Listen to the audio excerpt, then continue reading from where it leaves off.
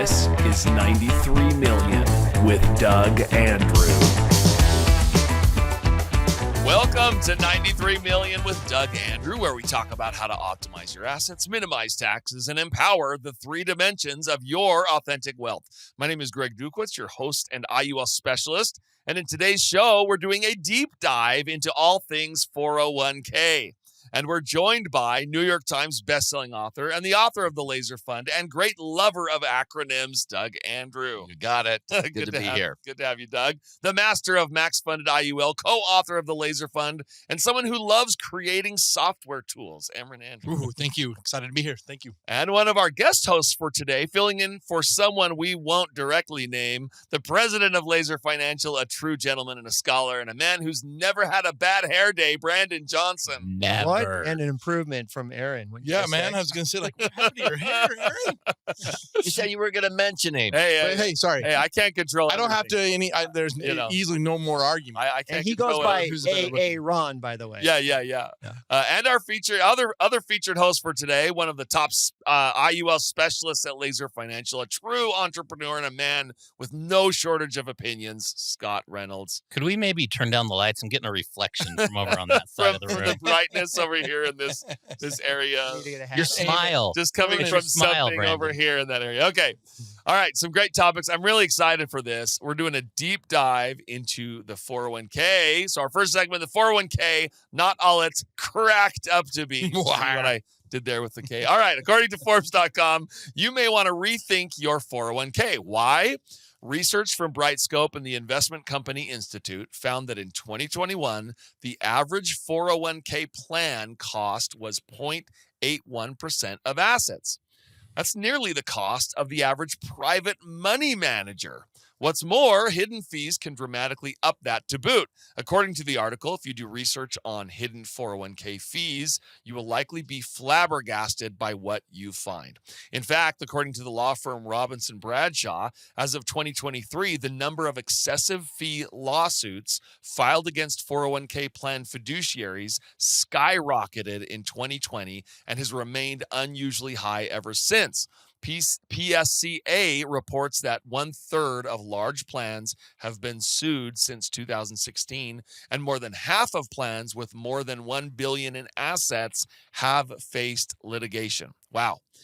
Now, let me just go back to that Forbes article for one final thought, because it's so good.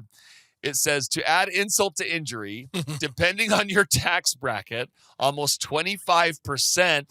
Wait, almost? Almost. Almost? That's 24.9% to be exact. I would say at least, no, almost or at least 25% of the money in your 401k may not be yours. It belongs to Uncle Sam in the form of future taxes. Now, I guess you're talking about Uncle Sam versus state. What's the state Uncle Sam? Right. Uncle But when you add the state The Uncle governor. Sam. Yeah, the governor. Uncle Cal in governor. California. Uncle Mass, Uncle. So it says you are paying, so think about it, you are paying fees on money that you owe the government. Allow me to repeat. This is Scott Koenig from the article saying this. Not us, okay. but we've said this before. Quote, yeah, that's right. Quote, allow me to repeat, you are paying fees on money that you owe the government. Let that sink in for a few minutes. Wow. This is great. This article says some really strong things we don't usually see from kind of normal media sources. Wow. Okay, so strong words from that article. Doug, many people use 401ks for retirement planning. Why is using the 401k not all that it's cracked up to be? Well, I like the points that are being made in this article, okay? And I could talk about how any qualified plan, like an IRA, 401k, or whatever, which if you've heard me on YouTube, I've never owned an IRA or 401k, never will. And I've never owned a Roth, and there's reasons why, okay? But based on what he's pointing out here, a 401k, a qualified plan, is a partnership with the government, with Uncle Sam, okay? So let me just do a little hypothetical conversation here with my son. We're gonna go. boy. We're gonna go into business together, okay, Emron? All right. Do it. Okay. Let's do it. Now here's the deal. Okay. Now you respect your father. We're going to go into business. I guess I should laugh like that. Yes, I do. He already violated that request. And you're going to do all the work and accumulate a nice, handsome, worth of this business. You're going to do all the work, and I get. Well, this sounds like our current arrangement. And I get 25%, maybe 30%. But I actually reserve the right that if I feel like I'm more hard up than you, I don't ask your opinion. I can change the percentage of my ownership of the business anytime I want. Does that sound pretty okay? I don't really love it. No, okay. I'm not loving it. No, I'm definitely not loving it. You're not McDonald's. I know his spending habits. I want this partnership to work this way. And the more in debt he is, the higher that percentage goes up. I know, that's what I'm afraid You can buy me out. I see where this is going. Okay, you can buy me out, but not until you're 59 and a half, or else I'm going to charge you another 10%.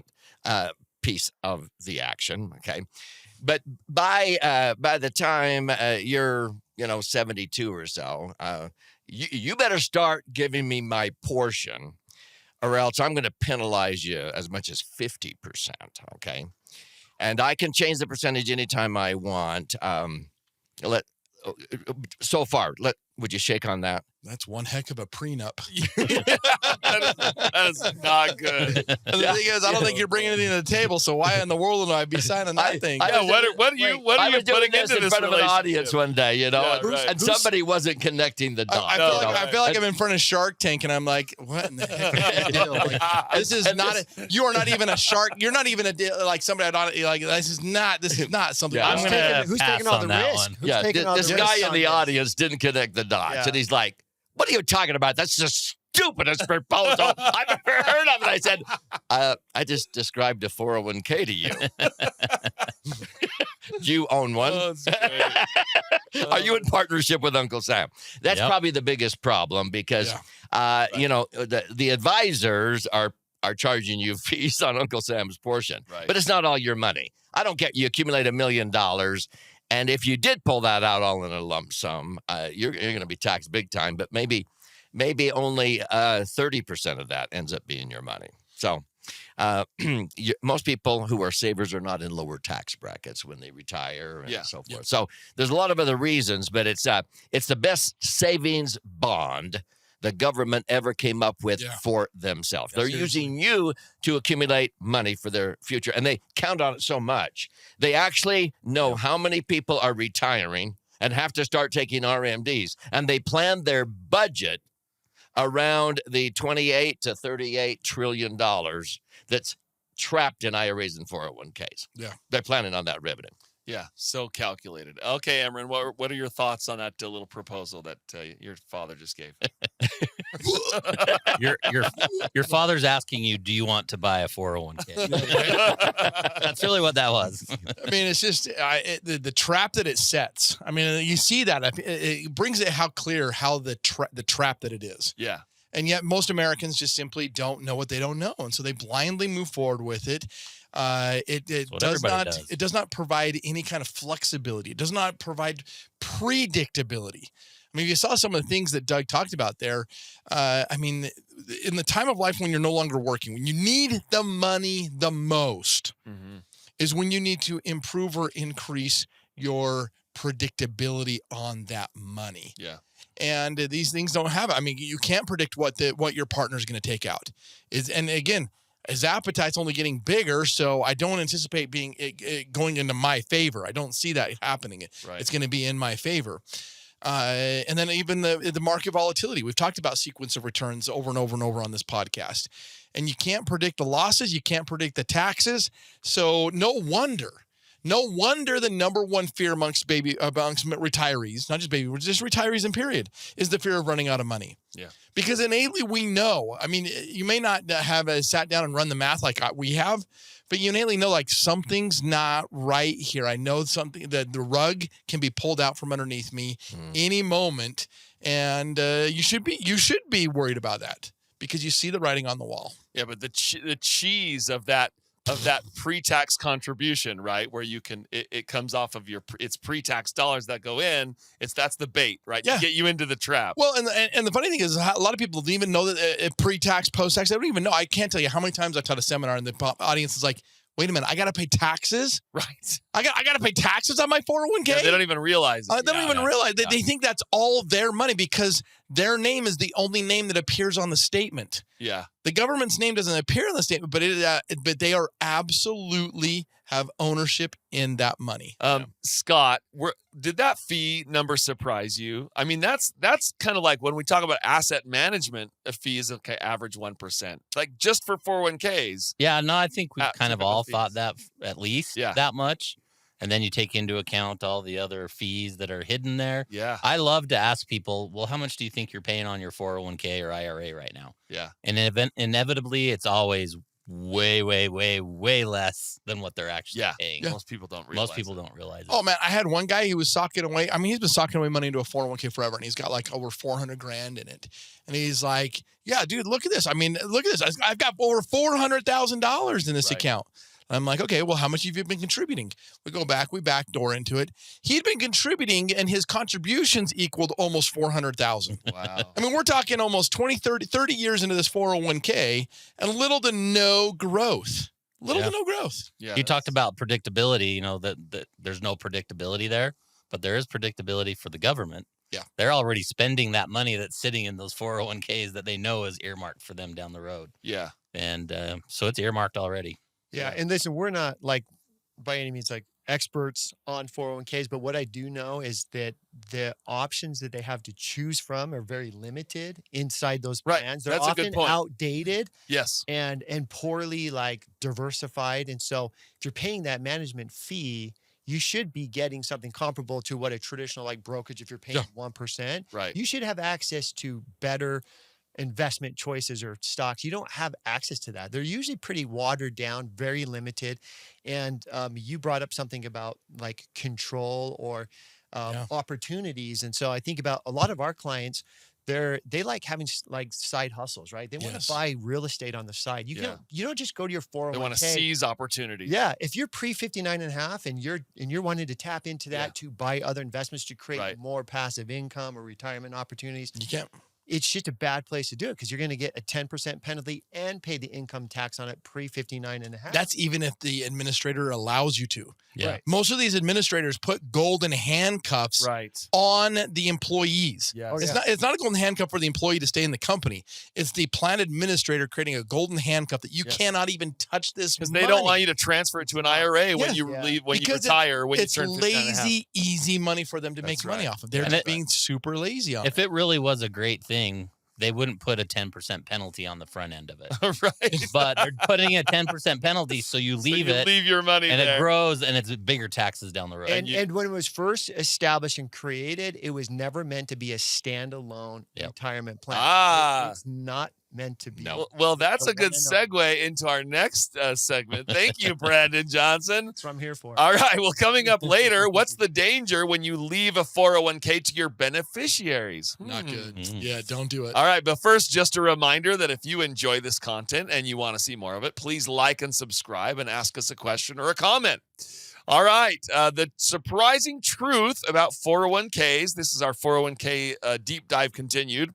In 2009, just after the 2008 market crash, Time magazine published an article titled "Why It's Time to Retire the 401k." Did you see what they did there? Why it's time. In which Stephen, these are really punny segments. All right. In which Stephen Gandel says the ugly truth, though, is that the 401k is a lousy idea, a financial flop, a rotten repository for our retirement reserves. Doug highlighted this a lot at the time that this article is published. So why did he say that? Well, the 401k was never meant to be relied on as the sole means of retirement, like Brandon was saying, and that due to market volatility, 401k accounts proved the most dangerous for those closest to retirement. And the longer you hold a 401k, the more market exposed it becomes.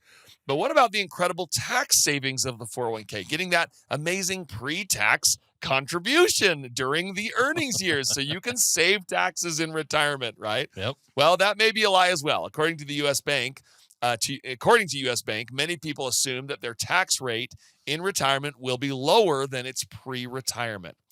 This isn't always true. If you've accumulated significant savings for retirement, you may find that your cash flow from all income sources exceeds your earnings during your working years. So true. That's the dirty little secret right there. And lastly, just a reminder that our U.S. debt recently topped $38 trillion. Oh, it's chump change. For those keeping track, that's up $20 trillion from just 10 years ago. Ouch. Anyone think taxes are going to be higher in the future? Anybody? All right. Okay. Emran, we talked about in the last segment fees and a little bit on taxes. So here I highlighted market volatility and future taxes. What's the main thing you would emphasize when it comes to accounts like 401ks in this regard? I mean, obviously there's no secret that I don't really care for these accounts. Right. I think they have been one of the assets and tools, and the way that our culture, the government, has been able to stifle the growth and the net worth of Americans. I mean, to be able to trap that money in sight right there. I mean, obviously, it's almost like this racket. Like the government's like, oh, here, put the money into this one here. We'll also let the plan administrator say you can't touch the money. Right. And if you can't touch the money that's in there, we can charge fees. We'll be able to charge fees not only on your money, but also on the government's money as well. Right. I mean, you're paying fees on both sides of it. It just, it's one that just straps your ability. When I look at it like, liquidity, flexibility, the ability to seize opportunity, they're just not anywhere in. There's no room for that inside the 401k. Right. And people just overfund them too. I mean, it's funny. I see financial advisors. The number one piece of advice you get from like a fiduciary, who's supposed to have what? Your best interest in mind. Yeah. Then why in the world are they telling people to first and foremost max out your 401k before considering any other investment options? Based upon what we just read right there, where in the world are you getting this advice? Right, how is that in their best interest? Yeah, it comes with a tacit promise that you're going to be in a lower tax rate when you retire. But the problem is that just most isn't true. Successful earners are often in a higher tax rate. Yeah, if you save any significant amount of money in these accounts, that's not going to happen. Right. I've even seen people retire, their income goes down and their taxes go up in retirement. Yeah, because they lose deductions. Exactly. It's not only the fact of here, but you lose the 3 largest deductions. And Uncle Sam's, the government's not stupid.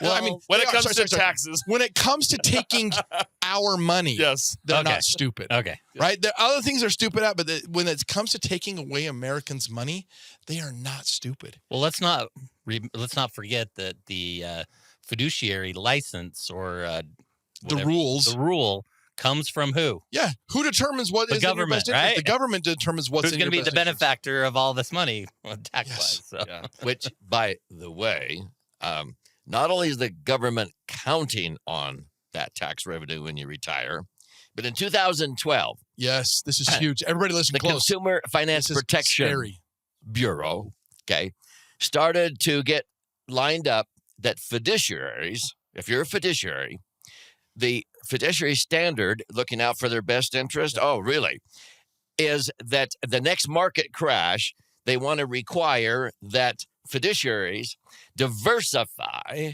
for the client's protection, 25% or more of the 401ks and IRAs in America into U.S. Treasuries. Because nobody else will buy it. So the government is getting, they don't want to wait to get the tax revenue. They want to start borrowing it now. And how much is there? I mean, I've heard between 28 trillion to 38 trillion. Yeah. If that was 20 or 25%, that'd be 7 or 8 trillion the government gets to borrow and pay pathetic rates of return on. Right. Yep. In an effort to, we're the heroes. We're going to protect your savings. Sounds like a racket. Have you ever thought about this is the way that are going to help reduce our debt if they had to? If they need to get certain people, like what if China wants payoffs and everybody else? They're like, hey, 20% of 401ks have to have money invested. They'll just come in, buy that. We're going to be the ones forced to buy our own debt. Yeah. Right. Yeah. As a 401k holder, you don't have any say. You don't have any say. Yeah. You won't have any say whatsoever. By the way, do they have most 401ks that I've seen? They just give you fund options, right? Yeah. Do they say, hey, yeah, you can go buy this stock or that no, stock? no. You can't You are just go limited. and You buy are anything you want, right? You're limited based Yeah. upon what the plan administrator offers. Right. Yeah. And like I said, it's usually outdated. And Yes. poor Because conversion they're so rate. lazy, they don't have to do anything. You're trapped in the account. So what is incentivizing the plan administrator to try to grow your money the best? They have very little incentives. They're collecting their money. They're making money anyway. Now, I guess their incentive is if they could grow your money, they could get even a bigger fee. Yeah. Yeah. But I think they're out surfing and sipping some drinks on the beach right there, Well, rather than trying to some look out for your best mojitos. interest. There's something, because I've been around a little bit longer. A than lot all of you. longer. okay? I remember when Burger King was just a prince, okay? And Baskin Robbins only had one flavor of ice cream. Okay. So back in the day, there were pensions, okay? Yeah. So if you worked for corporations and GM and Harley Davidson, Geneva Steel, where my father worked, you had a defined benefit pension. Yeah. Nowadays, those are few and far between. School teachers still have them. That if you teach school for 30 years, you get 30 years times usually 2%. So that's 60% of the average of your last 5 years' paychecks. That's your pension. And the state has to pay that pension. Sure. When 401ks came out, and then in 2017, January, the Wall Street Journal said the original champions of the 401k lament the day they Yeah. ever came up with this That's idea, right. because it was never meant to be the primary plan, retirement savings plan. That's right. It is a defined contribution plan. But so many businesses said, "Oh, We'll replace pensions. we don't have to Yeah, manage that's right. pension funds We and don't. worry about this anymore. Yeah. They'll define what they contribute to a 401k, and they'll choose their investments, and we're off the hook." And they pass the risk on to them. Exactly. And the 401k original thinkers, they never intended for that to happen, but it did. And 401k became a household word, and it makes me sick. Yeah. Because, like Stephen Gandel said, it's a lousy idea, a financial flop, a rotten repository for our retirement reserves. Yeah. And it's because of the market volatility. My number one reason is taxes. Yes. People are not in lower tax brackets. No, in fact, I just talked to a guy this morning that he's in a situation where his RMDs are kicking in, and it's going to put him into a higher tax bracket. Yeah. And he has no choice. He has no choice, and he literally said, "I thought I was doing the right thing. I thought I was doing the right thing by putting it off." Well, because by the time you find out it's not accurate, Yeah. it's been 30, 40 years. You're in retirement. It's not like you can go back and change your mind. Yep. Right? You're already there. That's why I Brandon, call do it you a think, tax trap. do you think we're going to be in a lower tax bracket? I guess I would ask people this question: Do you trust our politicians? And Yeah, I don't mean to sound like, but do you think they have our best interest in mind, or is it coming to light that, hey, where's all this money going that we're paying? Yeah. They don't have You know, 401ks. And this $38 trillion, we're not chipping that's- away at it. We're just watching it grow. So Right. We're again, not chipping away at it. do you That is trust such a that good the point. money that we're giving to our politicians, they're doing the best thing. They're being the fiduciaries with that money. And if you answer no, like, yeah, taxes. Yeah, are when- No, probably because going they're up. putting it on our children's children. Yeah. They're just passing it off to the next When generation. fiduciaries say they're Lot of doing waste. what's best for the client's interest, Yeah. the client is the government. Yeah. That's who gave them their That's life. their real client. That's Yeah. what you have to understand is that in a 401k, the real client is the government, not you. That's a great point. All right. I like that point. Coming up, what happens when you leave a 401k to your beneficiaries? But first, if you're Boom, boom, enjoying this content and you're wondering how to take advantage of these ideas, L.A.S.E.R Financial helps individuals and families like yours implement proven strategies to grow and protect your wealth. One of the most powerful tools is an Indexed Universal Life Policy, or IUL. It's not just insurance. It's a tax-free retirement strategy, a way to grow your money with compound interest, and a safety net against market downturns, one of the things we talked about in the last segment with 401ks. Imagine being protected from market losses while still participating when the market goes up and having tax-free income that allows you to keep more of what you've worked so hard to save. Go to laserfinancial.com or call 801-505-0409 to schedule a free consultation and see how these strategies can work for you. That's laserfinancial.com or call 801-505-0409. Don't wait. Take the step toward a brighter, more secure financial future today. Are you a financial professional listening in on our conversation? Because we know you're out there. I am. And wondering how you can expand your business working with IUL. Are you leveraging IUL to its full potential? That's where IUL Insiders comes in.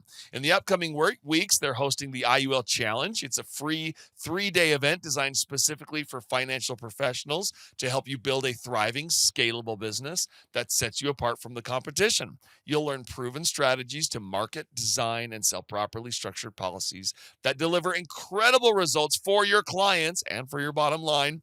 If you're ready to elevate your practice and scale your business, visit IULchallenge.com/93 to save your seat. Spots are limited, so don't wait. That's IULchallenge.com/93. Take your business to the next level. And lastly, in our deep dive into 401ks, leaving a 401k to your kids may be a 10-year nightmare.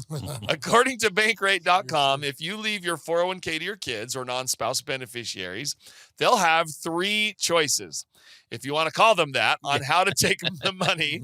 And you guessed it, all 3 involve taxes. Pain. Option 1. Trap number 1. Trap number 1, take the entire thing as a lump sum. Trap doors. Possibly triggering astronomical taxes all in 1 year. I like how I said possibly there. Possibly. Can you, that's a big one. you All forget in the 1 price? year. Okay, that doesn't sound like a good option. Option number 2. Trap number 2. Trap number 2, transfer the funds to an IRA. Well, what else are you going to do? You're already in the trap. It's not like these are your options.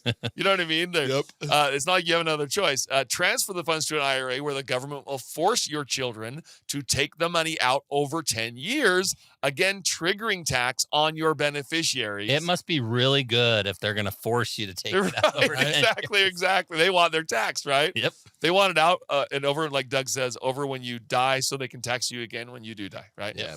All right. And option number 3, Penalty. leaving the money in the 401k where the government will still force your children to take the money out over 10 years, triggering tax. Wait a minute.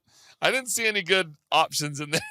Well, if you don't do that, there's, I guess, the 4th option, What's the 4th option? a 50% penalty. Oh, yeah. That's Yeah. right. You could take a 50. If you don't touch it, then they get a 50% penalty. Yeah, that's fascinating. Maybe someday someone will do that. I doubt it. All right, Emran, what's the biggest issue with leaving behind a 401k? Yeah. When you pass away, what do you see as the big kind of overall issue with this whole The conversation? biggest overall issue, obviously it's the taxes. Yeah. But it's not just the taxes, the timing. Right. It's the timing of the taxes. Think about it. Most of the people that I talk to or meet with, and their parents pass away and they inherit that money. Right. About what age are they? They're usually in their best earning years. Prime earning years. Their income is at their highest point. Now they inherit this money and it's taxed at their highest income point in their life. Right. Or you have some people that even inherit it during their RMD phase. They are retired. They're in their RMD phase. Now they inherit their mom and dad's money. Yes. And it's tapped on top of that. It just does. You're not able to get into a situation where you're like, oh, this money's going to be taxed at little to no rate. No, it's going to be taxed at some of the highest rates because of the timing issue of this. It doesn't come into, and that's why they also want to squeeze it. They're like, hey, instead of they used to have like a stretch IRA where maybe you tried to stretch it out over your entire life, which was also a terrible idea. Right. But even then, so they're shrinking it down and getting those taxes done in a shortened period so that they know that they can get those at a higher That's right. rate. Because you're forced over 10 years, probably really high earning years for your children, your beneficiaries. It's pretty awful. Brandon, what are some of your thoughts on this? Yeah, I mean, along with what Emran's saying, it's a lot of our clients, I've had multiple conversations. I ask them, well, what do your kids do for work? And sometimes, they're an attorney or a doctor or something like that. Okay, well, the average income for that is, X amount. So we kind of talk through that and then they say, look, if you pass that on to them and they're still in their high income earning years, they're going to be paying like 40% of that Right. to Uncle Sam, right? Just to the feds, Right. let alone the state. Right. And we show them maybe an alternative strategic rollout, put it in something that blossoms tax-free and like, oh, look, instead of you giving Uncle Sam an extra $200,000, $400,000, which if you want to do that, be my guest, right? But if you'd rather that money go to your kids, all tax-free, you're not bumping them up in a higher tax bracket. There's a better way to do it. Isn't it interesting that the whole kind of promise of a 401k IRA is that you'll be in a lower tax bracket when you retire, right? But have you guys ever known a retiree to kind of plan out that they're going to use every bit of their 401k by the time they die? You know what I mean? Right. It's not like people go, oh, I know when I'm going to die, and so I'm going to use up my 401k all in my retirement years where I'm going to, quote, be in a lower tax bracket. In fact, many people do end up leaving behind their 401ks to their kids, and then they're taxed at really high rates because they're in the earning years of the people that they go to. And let's just hope you don't have your estate's not also, if you're getting to that estate tax on top of the income. I mean, it's going to look. If you do want to pass the IRA money to your kids, talk to us. We'll show you a better way to do it, a more efficient way to get that money all tax free to them. Because some people do have that earmarked, like, I don't need it. That's just going to go to kids. But let's be proactive. There's a more effective way let's to do be it. proactive with that strategy, not reactive. Yep. So the word strategic rollout comes. I've heard that before. I don't know what that means, but maybe, Scott, what is a strategic rollout? Have you ever heard of that before? Yeah, it's where you're thoughtful and strategic on how to get your money out of your 401k. Oh, that's such a common sense answer right there. Yeah, strategery. So I like to think of it as a pie, because I like pie, of course. But if you think of your pie, your taxable pie, do you want your taxable pie to be bigger when you retire, or do you want it to be smaller when you retire? Well, I want it to be bigger. Well, you want it to be bigger, except for now you're going to pay a lot more in tax. Right, exactly. So if we can shrink that pie down so that it's smaller, and then put it in a cake that's not going to be taxed at all, then that's what we want to do. So we want to be a little more. We want the effects of the pie to be bigger. And someone here built some really nice software to show you how to strategically roll it out and take advantage of the tax rate you're in now. Just gotta be smart, right? It's great software. Well, and the other part of this, my dad passed away 6 months before he was going to retire. It's still, to this day, my mom is still having to clean up issues with the 401k that she received from him. Wow. The death benefit, over and done with in a couple of weeks. Yeah. And free and clean and easy. No penalties, nothing, no taxes. And it was easy. But, 13 years later, and it's still like, we're going to go meet with a tax specialist next week on it. So. Yeah. Ouch. I don't know. I'm just really hungry right now. Doug, wrap us up. What are your thoughts on leaving a 401k to your children? Yeah. But I had a question. Well, where in the world did you get an idea to write software for a strategic rollout? Well, after you made me do it by hand for years and years and years, I'm like, what are we doing this by hand for? Don't you remember you're getting 30% of everything you do? I actually according to that arrangement. I actually coined the phrase strategic rollout. That's right. No, I didn't get that from anybody else. Right. Yeah. But the problem is when I teach advanced continuing education to CPAs and tax attorneys, and I really get serious with them. I go, so how many of you consider yourself to be a fiduciary, looking out for your client's best interest? Yeah, okay. Yeah. How many of you recognized some of your clients are savers and they're not going to be in lower tax brackets when they retire? How many of you have clients like that? And they all raise their hands. Oh, wow. I go, okay. It's quite So are you looking out for their best interest when you continue to tell them to defer, postpone, procrastinate, and then you tell them to take RMDs? Yeah. Are you really saving tax? There's a word that means like nearsighted, too short-sighted. Help me out. Starts with an M and ends with myopic. Myopic. Biopic. Yeah, very short-sighted. And I go, what are you doing? And then here's the tax they're going to pay if you go out to their LE, life expectancy, and the spouses. And then this is what goes to their children. Right. And I asked the CPAs, what do the children need to do? Half of them don't even know. And they're taking RMDs because they don't need the money, implying that it will go to the children. Right? And then I go, do you know the children have to pay tax on that within 10 years? And they're like, this is the best continuing education class I've been to, But then they realize and agree with me, that's the worst place to leave your money when you pass away is in a yet-to-be-taxed IRA 401k to your kids. Now, it's before my time, since earning money. Not before my time in the sense of he was a president while I was living, but Remind everybody about the success tax that President Clinton put in force. I mean, if the government gets hard up for money, Yes. where do they go? Yeah, if you're deemed too successful by their standards, then you have to pay a success tax on top of the normal income. When you inherit the money, right? Yeah. I mean, that was just crazy. I mean, when I learned about this, when I was learning and learning from my dad right there, I'm like, are you kidding me? Like people who are, they deem too successful.